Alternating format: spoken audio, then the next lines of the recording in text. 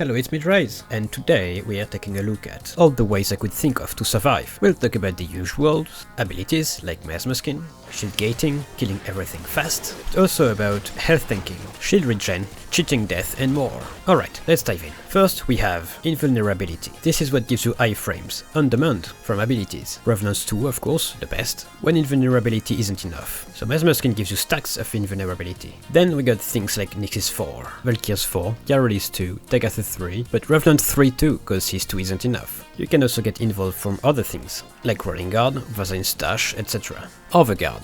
These are sources of overguard, like Rhino's 2, Dante's 224, Styanax's 4. You can also rely on secondary fortifier itself, or even use it for the OG inherit, heat inherit when secondary fortifier is equipped. Explained in the Wuxia about Protea. Something important to note is that OG doesn't tank very well, past a certain point, so usually you rely on the gate like Rhino, or on constantly getting OG like Dante or Ember. Cheating death. For abilities we got Wukong's passive, Tagatha 3, Nidus, Sevagoth and Inros' passive, and for other sources we got Last Gaps from Uneiru, Sacrifice Mod, Martia Symbiosis from Pranza, Invisibility, got a load of abilities, Octavia 3, Loki's 2 or Atomic Cycle, but also Ivara's 1 and 3 or Revenant's 3. Other sources got the Quantity 2, Ghost on Shade, Stalker on Uras, Unseen Dread on Dread, Untraceable on Parazon, Arcane Trickery or Skiajati. Crowd Control, can't fully rely on this because of bosses overguard, but it still works quite well against normal units. We got Vauban's 2 and 4, Rev's 1, 2 and 3 with the augment, and his passive, that's a funny joke, right? Sevagoth 3, Shade 3, Octa's 2, Oberon's 4, but we also got status, like Electricity, Heat, Rad, etc., which can also be applied from Warframes, and Companions too, and they also have their own CC like Pharaohs, Tendrils, Preda's Maggots,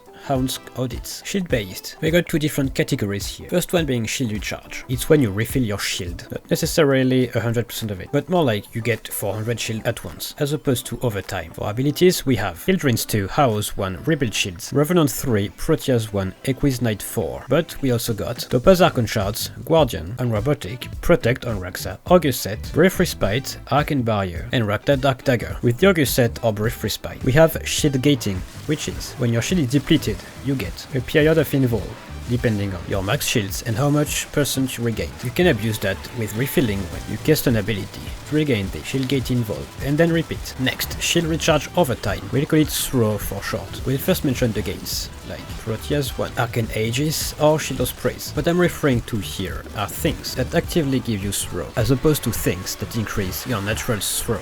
So anything with shield. Here are some examples, like Children 3, Jade's 2, Ghost's passive, and Fast Deflection, Vigilante Vigor. Usually, when you increase your throw, you also decrease your shield recharge delay, so how fast your shield starts recharging, down to 0.2 seconds in most cases. With that comes an interesting exploit. Ghost's passive, with Arcane Aegis, and shield recharge delay reduced. It gives instant shield recharge, so right as your shield breaks, it starts recharging, so you can't die, unless you get hit by Toxic, which bypasses shield, or Magnetic, which stops shield recharge. Damage reduction. As the name suggests, DR reduces the damage you receive, and different DR sources will stack multiplicatively. Although there are some types of DR that apply to everything, so shield, HP or overguard, it's better to focus on health tanking, because shield and OG don't benefit from some DR, like armor, and every frame has health anyway. Let's check some abilities. Nova's 1, Mirage's 3, Equus 3 in Night form, Baruch's passive 3 and 4, Trinity's 4, then we have Firewall, Proton Set, Aviator, Aerodynamic, Boreal Set, Adaptation, Arcane Double Back, Armor. With a build like this, you can health tank even at level cap. If your Warframe has more DR sources, more health and armor, it's even better. Just keep in mind you also need a way to regen health, could be lifesteal, Emerald Archon Shards, Arcane Grace. You'll also want a big enough health pool. So mods like Vitality, Vigor, Arcane Blessing, Topaz and Crimson Shards. This kinda build is super heavy in terms of investment, but it's for level cap, and most players don't care about it.